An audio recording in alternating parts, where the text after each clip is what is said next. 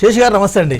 5 రాష్ట్రాల ఎన్నికల ఫలితాలు ఆల్మోస్ట్ వచ్చేస్తున్నాయి. 12 గంటలు అయిందంటే ఆల్మోస్ట్ 70% రిజల్ట్ ఆఫ్ ద మనం రిజల్ట్ అంతా కూడా స్క్రీన్ మీద చూస్తున్నాం. ఇక ఈ టైం అంతా కూడా ఇక నుండి అంటే కాంగ్రెస్ ఏ నరేషన్ బిల్డప్ చేస్తుంది, బీజేపీ ఏ నరేటివ్తో ముందుకెళ్తుంది. 5 రాష్ట్రాల ఎన్నికల ఫలితాల్లో 4 రాష్ట్రాల్లో మేము పాగా వేస్తున్నాం, 4 రాష్ట్రాల ప్రభుత్వాలు మాయని డే 1 నుంచి బీజేపీ చెప్తుంది, మోడీ చెప్తున్నారు, బీజేపీ రాష్ట్ర నాయకత్వం కూడా అదే చెప్తుంది. కాంగ్రెస్ కూడా మా పర్ఫార్మెన్స్ పెరుగుతుందని కాంగ్రెస్ కూడా చెప్తుంది. రైట్, ఈ 5 రాష్ట్రాల ఎన్నికల ఫలితాలను ఒకసారి విశ్లేషిస్తూ కాంగ్రెస్ బీజేపీ నరేటివ్ ఎట్లా ఉంటుంది? వెంకట్ గారు, మీకు ప్యానెల్లో ఉన్న మిత్రులందరికీ నమస్కారం. ఈ 5 రాష్ట్రాల ఎన్నికల ఫలితాలు ఆల్మోస్ట్ ఆల్ మీరు అన్నట్టు వచ్చేసినట్టే భావించాలి. ట్రెండ్స్ అవే కొనసాగుతాయి, పెద్దగా ఏం మార్పు ఉండదు. అయితే బీజేపీ పాలిత 2 రాష్ట్రాలలో అది విజయం సాధించింది.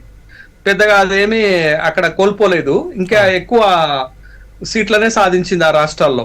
కానీ మీకు ఇండియా కూటమిలో ఉన్నటువంటి పార్టీలు 3 రాష్ట్రాల్లో ఉన్నటువంటివి 3 రాష్ట్రాల్లో 3 డిఫరెంట్ ఫలితాలు వచ్చినాయి. 3 రాష్ట్రాలలో కూడా ప్రజలు మార్పును కోరుకున్నట్టుగా మనకి స్పష్టమైంది. ఎందుకు మరి ఈ పరిస్థితి వస్తుంది అనేది ఎవరు ప్రశ్నించుకోవాలా? ఇండియా కూటమిలో ఉన్నటువంటి వాళ్ళు కాంగ్రెస్ పార్టీ ప్రశ్నించుకోవాలా. కేరళలో గెలిచినంత మాత్రాన సరిపోదు కదా. కేరళలో గెలిచినంత మాత్రాన మీరు భారతీయ జనతా పార్టీకి ధీటైనటువంటి సమాధానం చెప్పినట్టు కాదు. ఇది ఒక అంశం. రెండోది ఏంటి అని అంటే, ఇవాళ దేశ రాజకీయాలలో బెంగాల్ గెలుపు భారతీయ జనతా పార్టీని మరింత బలోపేతం చేస్తుంది. ఖచ్చితంగా రాబోయేటటువంటి రాష్ట్రాల ఎన్నికలకి వాళ్ళకి ఇంకా అంత బలం చేకూరుస్తుంది. మీకు పంజాబ్ ఎన్నికలు ఉన్నాయి, తర్వాత యూపీ ఎన్నికలు ఉన్నాయి, గుజరాత్ ఎన్నికలు ఉన్నాయి. గుజరాత్ లో నిన్న మొన్ననే లోకల్ బాడీ ఎన్నికలు అయితే అక్కడ కూడా వాళ్ళు గెలిచినటువంటి సందర్భం ఉంది. ఎందుకు బీజేపీ తన రాష్ట్రాలను కోల్పోవట్లేదు? ఎందుకు బీజేపీకి అదర్ దాన్ బీజేపీ పార్టీలు తమ అధికారంలో ఉన్నటువంటి రాష్ట్రాలను కోల్పోతున్నాయి అనేటటువంటి ఒక మౌలిక ప్రశ్న వేసుకోకపోతే బీజేపీని ఓడించటం, బీజేపీని నిలువరించటం ఈ పార్టీలకు సాధ్యం కాదు అనేటటువంటి విషయాన్ని గమనించాలా. కాబట్టి బెంగాల్ గెలుపు బీజేపీకి బిగ్ పొలిటికల్ బూస్టే ఉంటుంది. అందుకే ప్రధానమంత్రి ఒక మాట చెప్పారు. ఏం చెప్పారంటే, మళ్ళా నేను బెంగాల్లో ముఖ్యమంత్రి ప్రమాణ స్వీకారానికే వస్తాను. ఆ స్థాయిలో కాన్ఫిడెన్స్ చేస్తున్నారు అని అంటే భారతీయ జనతా పార్టీ ఎన్నికల strategy, Bharatiya Janata Party political strategies, poll management కింద ఈ పార్టీలు నిలబడలేకపోతున్నాయి అనేటటువంటి విషయం ఇవాళ ఎన్నికల్లో కూడా స్పష్టమైపోయింది మనకి. మీరు చూడండి, అస్సాంలో కాంగ్రెస్ ఎంత ప్రయత్నం చేసినా కానీ కనీసం పోయినసారి ఉన్నటువంటి సీట్లను కూడా నిలబెట్టుకోలేకపోయింది అనేటటువంటి విషయాన్ని మనం గమనించాలి. సరే, ఇవాళ కేరళలో ఆ పార్టీ గెలుపు ఏంటి అని అంటే, ముఖాముఖి పోటీ భారతీయ జనతా పార్టీకి కాంగ్రెస్ కు జరగలే, ఎల్డిఎఫ్ కి యూడిఎఫ్ కు జరిగింది. కాబట్టి అక్కడ యూడిఎఫ్ పైచేయి సాధించినటువంటి అంశాలు చూసాం మనం. ఇంకా అన్నిటికంటే మనం ఈ ఎన్నికల్లో నేర్చుకోవాల్సినటువంటి ఒక విషయం ఉంది వెంకట్ గారు. ఏంటనంటే, క్యాడరు లేని, లీడరు లేని పార్టీ 7 దశాబ్దాలుగా ఒక రాష్ట్రాన్ని శాసిస్తున్నటువంటి ద్రవిడ పార్టీలను వెనకకు నెట్టి అద్భుతమైనటువంటి విజయం సాధించటం చూసాం మనం. అది టీవీకే సాధిస్తున్నటువంటి విజయం మనం చూడాలా. బట్ అది ఒక ఎన్నికల్లో ఒక సంకేతంగా చూడాలి మనం.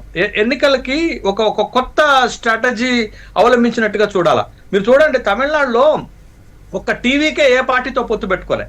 ఎంత కష్టం వచ్చినా, ఎంత నష్టం వచ్చినా, ఎన్ని ఛాలెంజెస్ ఎదురైనా ఒంటరిగా పోటీ చేస్తానని బలంగా నిలబడ్డాడు. 80 సీట్లు ఇస్తామన్నారు, డిప్యూటీ ముఖ్యమంత్రి పదవి ఇస్తామన్నారు. అయినప్పటికీ కూడా తన స్టాండ్ పైన నిలబడ్డాడు. ఎన్ని అవాంతరాలు ఎదురైనా, ఎన్ని ఛాలెంజెస్ ఎదురైనా ఒంటరిగా నిలబడ్డాడు.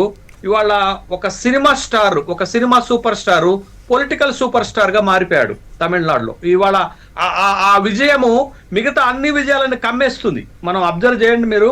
ఇవాళ మనం తమిళనాడు విజయం గురించి మాట్లాడుకుంటున్నంతగా మిగతా ఏ రాష్ట్రంలో ఏ విజయం గురించి కూడా మాట్లాడలేదు. ఎందుకు మాట్లాడలేదు అంటే, ఆ రాష్ట్రాల్లో ఒక ఎస్టాబ్లిష్మెంట్ ఉంది, ఒక పొలిటికల్ ఎస్టాబ్లిష్మెంట్. వెళ్దాం తమిళనాడు కూడా ఇన్ డీటెయిల్ గా వెళ్దాం శశి గారు.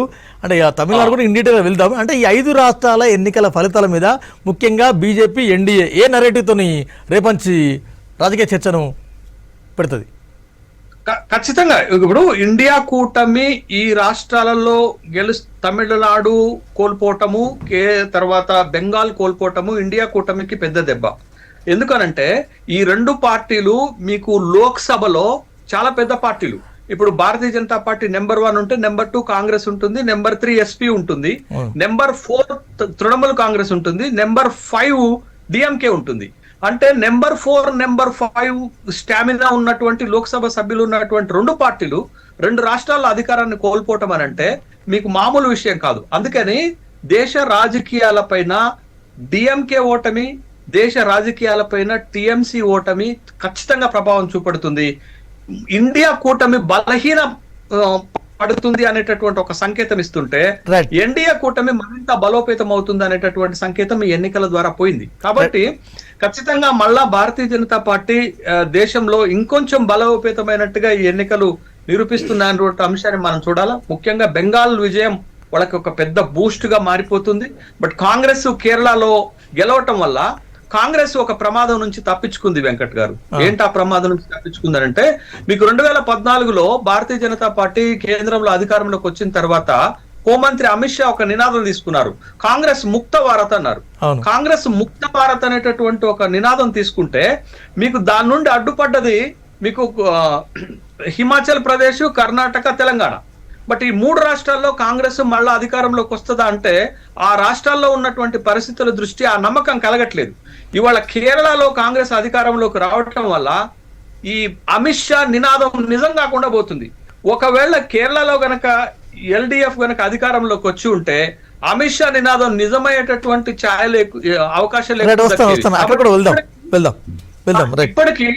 ఇప్పటికీ ఇండియా కూటమిలో ఉన్నటువంటి పార్టీలు, కాంగ్రెస్ పార్టీ తన ఎన్నికల వ్యూహాలను గనక మార్చుకోకపోతే, ఇదే వ్యూహాలతో గనక వెళ్తే భారతీయ జనతా పార్టీని నిలువరించడం కష్టమవుతుంది. కాబట్టి ఖచ్చితంగా దేశంలో బీజేపీ బలపడుతుంది, ఎన్డీఏ కూటమి బలపడుతుంది అన్నది శేషి గారి విశ్లేషణ.